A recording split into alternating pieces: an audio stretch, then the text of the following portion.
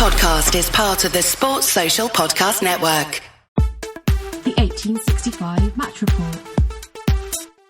Hello and welcome to the 1865 Match Report. Today we're looking back at Forest's away win at Peterborough United. Forest lined up with an unchanged team from the win against West Brom on Bank Holiday Monday night.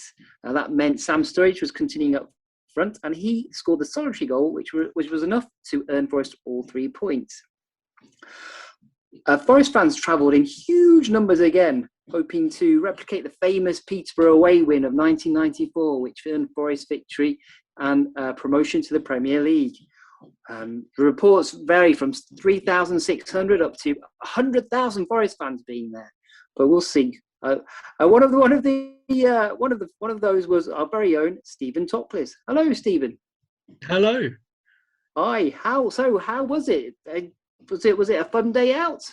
Yeah, fun day out. And you mentioned it there. The numbers of Forest fans. It was the away end plus the side of the main stand, which I was in.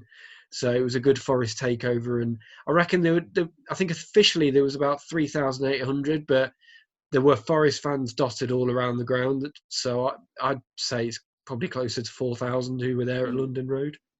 Yeah, this week especially, I've met so many people who've said, "Oh yeah, I was at Peterborough in 1994." So by that counts, there would have been about at least 500,000 Forest fans there that weekend as well.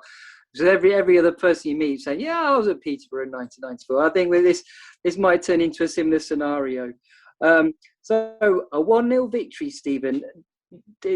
Maybe not what you'd expect given the respective league positions of the two clubs. Maybe would have expected a more higher goal scoring affair with a bigger win for Forest. But was it as tight as the scoreline suggests, or was it more of an entertaining 1-0 victory for Forest? I don't think it was one of Forest's most free-flowing performances. We struggled to build waves of attacks.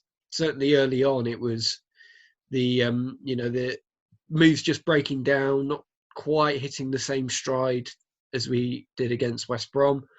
But overall, it was a decent game of football, and Peterborough, up until yesterday, still had a chance of staying up. So they were always going to fight and make it difficult and fight for every ball and just try and get what they could out of the game. And actually, it was a very competitive match, given the league positions of the two teams.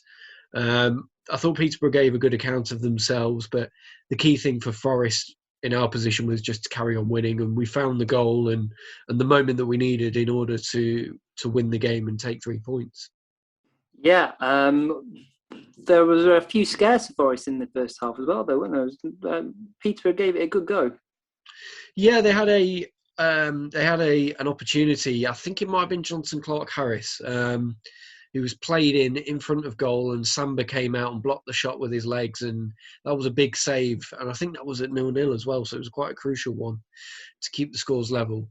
So there were moments like that for Peterborough, but the save was made there by Samba, and I think in the second half as well, Szmodics had a shot that was aimed at the bottom corner, and it was going in, but Samba got down well to stop it. And they were the big Peterborough chances, I think, on the day, and they didn't quite take them, and we managed to take our chance when it came along, which was the big difference.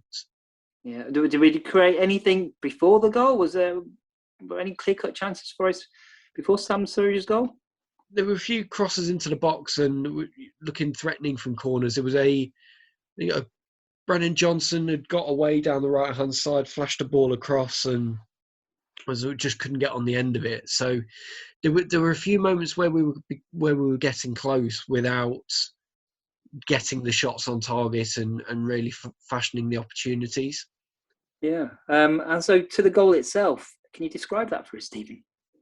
Yeah, so the ball comes to Brennan Johnson on the left-hand side, probably more of an unfamiliar position that we've seen him in this season, but he whips a beautiful ball across into a perfect area, good flight on it. It's bending away from the keeper, and Sam Surridge steals in at the back post to nod it home, and he gets that right inside the post as well. It's a lovely, lovely finish from Surridge. Again, we're saying that quite a lot about him. His finishing is so good. And there he was again, stepping up. He'd obviously started against West Brom and kept his place, which I was pleased to see. And he repaid Steve Cooper again with the goal, and he took that well. And the time it came, about sort of 5 minutes before half-time, I think was crucial for us. It just allowed us to have that lead going into the break. And even though we'd not been at our best, we'd taken the real opportunity that we needed to when it came along. Yeah, so that goal from Sam Sturridge is a perfect way to end the first half.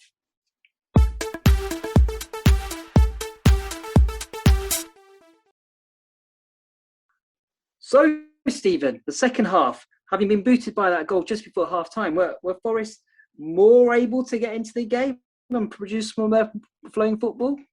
There were some better moments from Forest in that second half. I think Peterborough did come out, certainly early doors, and try to get the equaliser and try and press Forest a bit higher up the pitch, which I think they did. And they still made life difficult for Forest. We couldn't really get the kind of flow moves that we got going against West Brom, but we did improve in that second half. Joe Loddy came on, and he was bright and lively, and he was all over the pitch trying to make things happen. Lewis Grabban came on as well. He had the big opportunity, which we might come to in a second, but I'll come to some of the fans who were sat around me, because there was quite a bit of frustration from some of them. Now, you know, they obviously wanted to see Forest win and play well, and perhaps we weren't at the levels that we've been at certain points this season. And yeah, some fans were getting frustrated with that, but at the same time, we were comfortable in the game. It didn't feel like we were going to lose or throw it away at any point, despite Peterborough's best effort. So I think on the day, a bit more perspective was needed, that we're playing a team fighting for their lives, or more or less their last chance to get points to stay up. So yeah, they're going to make it difficult for us, and they are going to come out and have a go at least. And I think we dealt with that well. Defensively, apart from one or two little moments, we did well. As I think there was a ball in the air that Worrell kind of, it scooped up off him, and he struggled to clear it, and that presented a chance for Peterborough, which they didn't take. So yeah, there was a few frustrating moments, but at the same time, it wasn't too damaging, and felt reasonably comfortable overall watching the game. Yeah, I mean, I guess you described it as the archetypal or gritty 1-0 away win, when you're not necessarily playing well, but is so important when you're going for a championship or for promotion. I can understand fans' frustration when because the heights Forest have reached in some games, it's really quite amazing.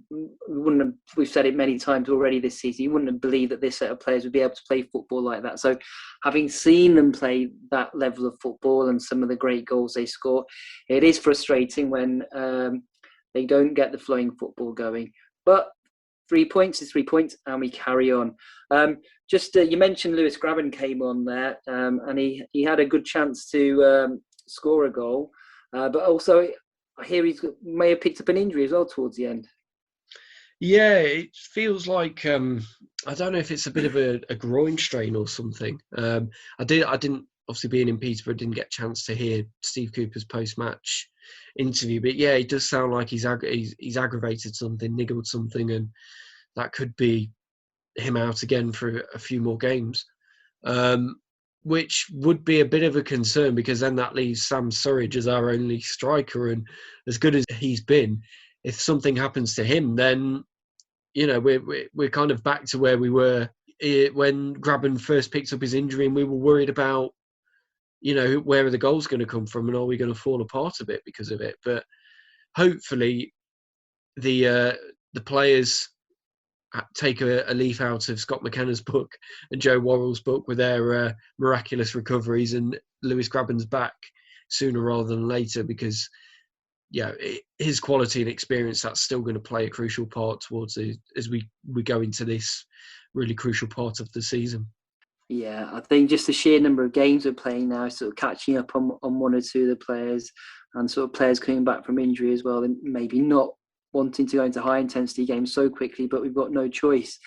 But hopefully, maybe I don't know, maybe half a dozen games left in the season. See how it goes. Let's just hope we can get a good enough team out there to win all the games. So just talk us through that Lewis Grabban chance, Stephen. Yeah, it came with. It started actually with Grabban. He had the ball in the middle of the field. He played it out to Joe Lolley on the left-hand side. Lolley carries it forward. Grabban makes his run into the box. Lolley presents the ball, pulls it across for Grabban, who's coming onto it first time. That's really the only thing he could do as well. But he side foots it over the bar, and that was unfortunate. I think the one thing missing from yesterday was that second goal. If we could have got that second goal, just to put a cushion on it, I think, yeah, we would have probably felt a bit more satisfied with the performance in the day. And it would have been nice as well to have got a goal in front of all those Forest fans in the away end at that end of the stadium. That would have been nice. One in front of the travelling fans that we could kind of wrap the game up with. That would have been great. But in the end, it didn't cost us, and we still got the 1-0. So yeah, we can't be too downbeat about that. So a happy day for Forest, but to every yin there's a yang, and the day ended with relegation for Peterborough. What was the atmosphere like for the home fans? The atmosphere was, I think the Forest fans were louder. I didn't hear too much from the Peterborough fans during the game. But there was one moment late in the second half where one of the Forest fans in the Peterborough end unfurled a Forest flag, and I think some Peterborough fans took exception to that, as you would do, although I wouldn't advocate what comes next. There were punches thrown and stewards flying in, and yeah, it turned a little bit ugly actually, and that's the side that we don't like to see.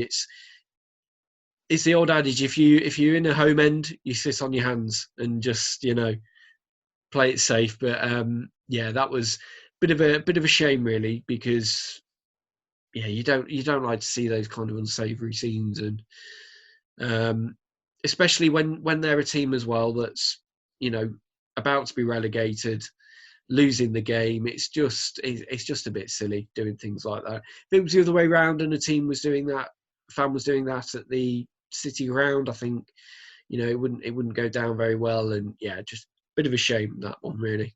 So that left Forest in fourth position in the league. More or less the playoffs are secured now. In theory, Borough can still catch us on goal difference, but it would take a Sabri Lamouchi type collapse from Forest to allow that to happen. So let's not count our chickens. We've seen it happen once. It could happen again. Mathematical. So err on the side of caution, don't we? Yeah, and Sheffield United can still catch us as well. In terms of automatic promotion, Tuesday night seems to be the pivotal night. Bournemouth are away at Swansea and Forest are away at Fulham. If Swansea beat Bournemouth and Forest beat Fulham, it's still all on for us. If the opposite happens, it's probably all over. But we'll also, well, as I always say, time will tell, and let's keep our fingers crossed that we can keep it going for at least for another week or so, that dream of automatic promotion. Thanks, Stephen. So the Forest promotion bandwagon rolls on for at least another few days. We'll be back after Tuesday night's game against Fulham with another match report. Goodbye.